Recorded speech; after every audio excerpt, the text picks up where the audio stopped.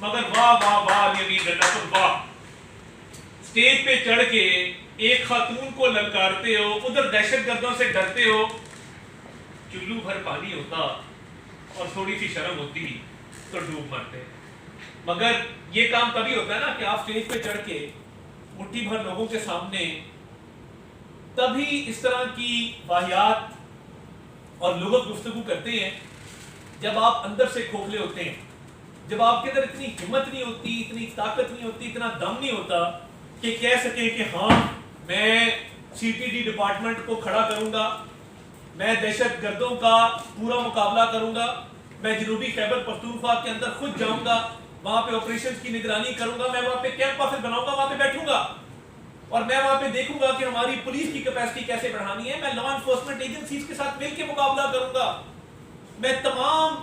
Security agencies کا اجلاس بلاؤں گا خیبر پختونخوا کے اندر، جنوبی خیبر پختونخوا کے اندر، اور میں آخری وارننگ دیتا ہوں دہشت گردوں کو کہ یہ پوسٹیں خالی کر دو، یہ شام کو ناکے لگاتے ہوئے یہ بند کر دو، اور میں نہیں چھوڑوں گا۔ کاش یہ الفاظ ادا ہوئے ہوتے، مگر اتنا سا دل ہے کہ آپ کھڑے ہو کے خاتون وزیر اعلیٰ کو للکارتے ہو۔ او بھائی تمہارے جیسے کئی بھگتائے اس خاتون وزیر اعلیٰ نے، مریم نواز شریف مشکل ترین دور میں جو انہوں نے قید کاٹی ہے، انہوں نے کسی ظالم جابر کے سامنے کلمہ حق کہنے سے وہ نہیں گھبرائیں۔ تو تم آؤ تو لاہور، تمہارا انتظار کریں گے اور دیکھتے ہیں کہ اٹک کا پل تم کیسے ٹاپتے۔ اور یہ میرے بھائی ابھی مقام صاحب نے بڑی تفصیل سے بات کی، تو میں تو صرف اتنا کہوں گا کہ کاش 12.5 سال کی حکومت کے بعد ہم کہہ سکتے کہ راولپنڈی انسٹیٹیوٹ آف کارڈیالوجی جیسا ایک ہسپتال تحریک انصاف نے بنایا، پی کے ایل آئی کے لیول کا ایک ہسپتال آپ نے بنایا ہے، کاش ہم یہ کہہ سکتے کہ دانش اسکول سسٹم جیسا ایک آپ نے وہاں پہ اسکول سسٹم دیا ہے۔ ہمارا صوبہ ہمیں دل سے عزیز ہے اور پختونوں کی دل سے عزت کرتے ہیں، ہمارے بھائی ہیں، مگر آپ ان کے نام پر ایک دھبا لگانا چاہتے ہیں، ڈلیوری ہے کوئی نہیں، اور دہشت گردوں کی بات نہیں کرنی ہے، ایک خاتون کے بارے میں بات کرنی ہے۔ تو ٹھیک ہے، اس خاتون کے بھائی ابھی بیٹھے ہیں، آؤ نا ذرا دیکھتے ہیں کتنا دم ہے تمہارے میں، وہاں سے تو چھپ کے آ گئے ہو، ڈر کے آ گئے ہو، بھاگ کے آ گئے ہو، تو کیا مقابلہ کرو گے اور کیا کیپیسٹی بلڈنگ کی ہے؟ تو یہ پختون روایات کے برخلاف ایک بھونڈی تقریر، اور اس کی وجہ سمجھ آتی ہے۔ دیکھیے علی میر کا غصہ جائز ہے، اتنی کرینیں، اتنی ایمبولینسیں،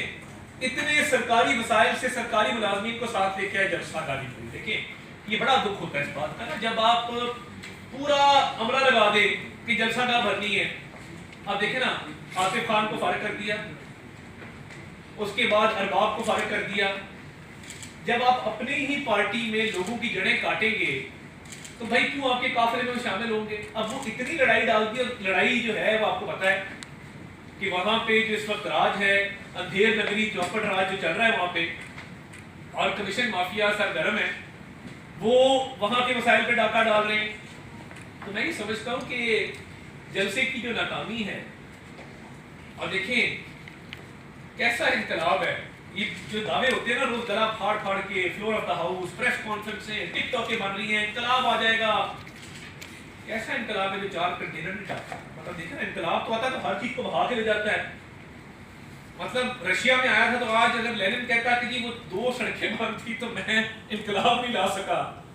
یا جو تاریخ کے اندر بڑے بڑے انقلاب آئے ہیں ان کے لیڈران کہتے ہیں کہ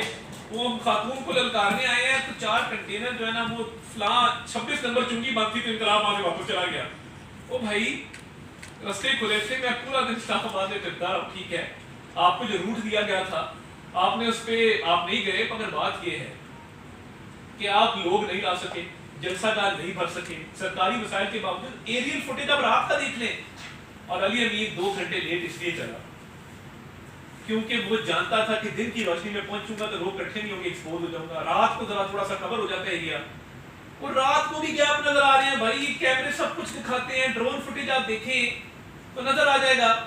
ناکام جلسے کا غصہ تھا اور نکالا وہ مریم نواز شریف صاحبہ پہ، نکالا وہ فوج کے اوپر۔ تو یہی فوج ہے جو وہاں پہ قربانیاں دے رہی ہے، روز لاشیں اٹھا رہے ہیں، اور آپ بیٹھ کے تماشبین کی طرح تماشا دیکھ رہے ہیں۔ آپ ایک صوبے کے وزیر اعلیٰ ہیں، سنجیدگی اپنائیں، آگے دہشت گردی کے خلاف جو وہاں پہ عزم استحکام کے تحت ہم ایک ویژن لے کے چلے، اس کا حصہ بنے اور اپنے صوبے میں امن قائم کریں، اپنے صوبے کے لوگوں کو صحت تعلیم کی سہولیات دیں، اپنے صوبے کے اندر ترقیاتی کام کریں۔ آپ صرف 2 کاموں پہ لگے ہوئے ہیں، کمیشن لینے میں اور لوگوں کو عہدوں سے ہٹانے میں جو آپ کی اس کا حصہ نہیں بنتے، آپ کی کرپشن کا حصہ نہیں بنتے۔ تو مجھے تو ڈر ہے کہ جس طرح انہوں نے کہا تھا نا کوئی کرپٹ آدمی ملے تو اس کے سر میں اینٹ مار دو، تو یہ اپنے ہی لوگوں کے پہ نہ اپلائی ہو جائے جو وہاں پہ معاملات چل رہے ہیں۔ تو بات بڑی سیدھی ہے، فورن فنڈڈ جماعت ہے، اور دیکھیں آپ اٹھا کے دیکھ لیں حکیم سعید کی اور ڈاکٹر اسرار صاحب کی بات کے بعد ارشد شریف صاحب نے پورا شو کیا تھا اس کے اوپر، انہوں نے نام لیے تھے، اکاؤنٹ بتائے تھے، لوگوں کا بتایا تھا کہ جو امریکی نژاد یہودی ہیں وہ کس طریقے سے وہاں سے فنڈنگ کر رہے ہیں۔ اور اب جب ٹائم آف اسرائیل نے یہ بات واضح کر دی کہ اگر اسرائیل کے ساتھ کوئی تعلقات بہتر کر سکتا ہے تو وہ عمران خان ہے، تو یہ بات تو ثابت ہوگی کہ آپ جب زید گولڈ سمتھ کی کیمپین چلاتے ہیں تو آپ برانڈڈ وہاں کے ایک لابیسٹ ہیں، آپ اس لابی کا ایسے ہم سنتے تھے یہودی لابی ادھر ادھر سے سنتے تھے، جب اسرائیل کے اپنے مین اخبار کے اندر یہ انہوں نے لکھ دیا کہ آپ یہودی لابی کا حصہ ہیں تو پیچھے اب کیا بات رہ گئی ہے۔ اور آپ کو جو بار بار کل اعوذ باللہ ایک پیغمبر کے ساتھ موازنہ کیا گیا وہ میں نے خود دیکھا، اور کبھی کوئی کہتا ہے جی دور حاضر کا پیغمبر ہے، کبھی کوئی کہتا ہے جی یہ مسیحا ہے، کبھی کوئی کہتا ہے، مجھے ایک بچے نے بات کی کہ سب سے لکی پیرنٹس دنیا کے کون ہیں، میں وہ ریپیٹ نہیں کرنا چاہتا۔ یہ کیوں اس طرح کی کلٹ بلڈنگ کی گئی ہے ایک ایسے شخص کے ساتھ جس نے اپنے ڈیکلریشن فارمز کے اندر کیا کچھ نہیں چھپایا ہے۔ آج بھی ٹیرین وائٹ کا کیس نہیں لگایا جاتا اس ملک کے اندر، کوئی اور لیڈر ہوتا اب تک اس کیس میں سزا ہو گئی ہوتی۔ آپ کے اپنے معاملات یہ ہیں اور آپ کی حرکت یہ ہے کہ اب آپ کی پارٹی جو ہے وہ غالب گلو تشدد کے علاوہ اس کو کچھ آتا ہی نہیں ہے۔ کوئی عوام کی خدمت کی ہوتی سامنے آ جاتی۔ پورے خیبر پختونخوا میں موٹر ریل کا جال کس نے بچھایا؟ نواز شریف نے بچھایا۔ پہلی ساؤتھ ایشیا کی موٹر وے کس نے بنائی؟ نواز شریف نے۔ اب شہباز شریف صاحب کے دور میں مہنگائی سنگل ڈیجٹ میں آ گئی، اس بات کا بھی آپ کو غصہ ہے، آپ تو چاہتے تھے کہ آئی ایم ایف کو خط لکھ کے ملک کو ڈیفالٹ کر دیں۔ یہ کس کا ایجنڈا تھا؟ یہ وہ غیر ملکی دشمنوں کا ایجنڈا تھا جس کے تحت آپ آئی ایم ایف کو خط لکھنا چاہتے تھے، ملک کو ڈیفالٹ ہوتے دیکھنا چاہتے تھے۔ اب آپ کو یہ بات ہضم نہیں ہو رہی کہ شہباز شریف صاحب الحمدللہ 9.6% پہ مہنگائی کو لے آئے، وہ سنگل ڈیجٹ میں آ گئی ہے۔ آپ کو یہ بات ہضم نہیں ہو رہی کہ ایکسپورٹس کے اندر 14% اضافہ ہو گیا ہے۔ آپ کو یہ ساری باتیں ہضم نہیں ہو رہی اور آپ کو غصہ اس بات کا ہے کہ آپ سے ڈیلیور نہیں ہو رہا، وفاقی حکومت ڈیلیور کر رہی ہے، لوگوں کو ریلیف دے رہی ہے، اور آپ دہشت گردوں سے ڈر کے یہاں پہ آ کے خاتون کو للکارتے ہیں۔ آپ کی بہادری پہ میں کیا کہہ سکتا ہوں آپ کو؟ تو ابھی بھی ٹائم ہے، سنبھل جائیے، اپنے صوبے کی عوام کی خدمت کیجیے، دہشت گردوں کا مقابلہ کیجیے۔ یہ سیاست کھیلتے رہیں گے، میں ہمیشہ یہ کہتا ہوں کوئی سیاسی پارٹی، کوئی سیاسی لیڈر پاکستان سے بڑا نہیں۔ یہ پاکستان ہے تو ہم ہیں، یہ پاکستان ہے تو یہ سب عہدے ہیں، یہ تمام سیاسی پارٹیاں ہیں، یہ تمام لیڈران ہیں۔ آپ کی جو منافقت کی سیاست ہے وہ ختم ہونے کا نام ہی نہیں لیتی۔ جس طرح میں نے کل کہا تھا